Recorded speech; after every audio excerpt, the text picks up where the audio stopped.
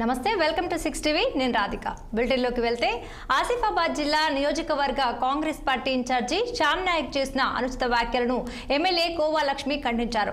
స్థానిక BRS party కార్యాలయంలో MLA మీడియాతో సమావేశమయ్యారు. ఈ సందర్భంగా ఆమె మాట్లాడుతూ పట్టణంలో తాను చేసిన అభివృద్ధిని చూసి ఓర్చుకోలేక శ్యామ్ నాయక్ తనపై అసత్య ప్రచారం చేయటం కరెక్ట్ కాదని అన్నారు. ఆదివాసీ ఆడబిడ్డ అని కూడా చూడకుండా తప్పుగా మాట్లాడడంపై ఆమె మండిపడ్డారు. నీకు దమ్ము ధైర్యం ఉంటే పట్టణంలో నాతో తిరుగు, నేను చేసిన అభివృద్ధిని కళ్ళకి కట్టినట్లు చూపిస్తానంటూ హెచ్చరించారు. ఎంతో ఘనత ఉన్న రాజకీయ చరిత్ర కలిగిన కుటుంబం నుంచి వచ్చానని, నేను ఎవరికీ భయపడినని అన్నారు. కాంగ్రెస్ పార్టీ అధికారంలోకి వచ్చి 2 ఏళ్లు అవుతున్నా ఇప్పటి వరకు నియోజకవర్గంలో ఎలాంటి అభివృద్ధి జరగలేదని ఎద్దేవా చేశారు.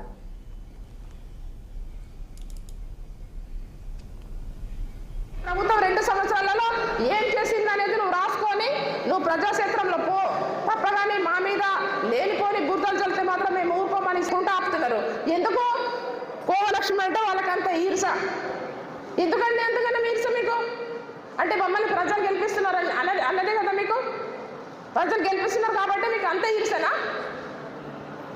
మేము ఒకటే చెప్పడం వరకు ఎన్ని రోడ్స్ తీసుకొచ్చారు అడగండి, ఎన్ని బ్రిడ్జ్లు కట్టారు అడగండి. నేను చెప్తాను, ఇవాళ లక్ష్మీపూర్ బ్రిడ్జ్ కట్టించినాం,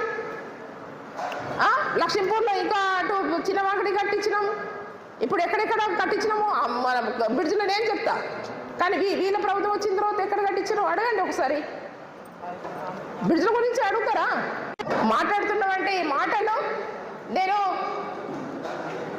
ఆయన ఏదో అనుకుంటున్నాడు. కోవలక్ష్మి గురించి మాట్లాడితే ఇష్టం వచ్చినా మాట్లాడతా, ఆమెకేం చదువు రాదు. మాకు చదువు రాదురా బాబు, నీకు చదువు వస్తుంది. నువ్వు ఏమవుతావో రేపు ఎంపీ అవుతావా, ఎమ్మెల్యే అవుతావా, మినిస్టర్ అవుతావా మేము కాదంటలేము. కానీ నువ్వు ప్రజాక్షేత్రంలో గెలుచుకో. నీ ప్రభుత్వం 2 సంవత్సరాలలో ఏం చేసింది అనేది నువ్వు రాసుకొని నువ్వు ప్రజాక్షేత్రంలో పో.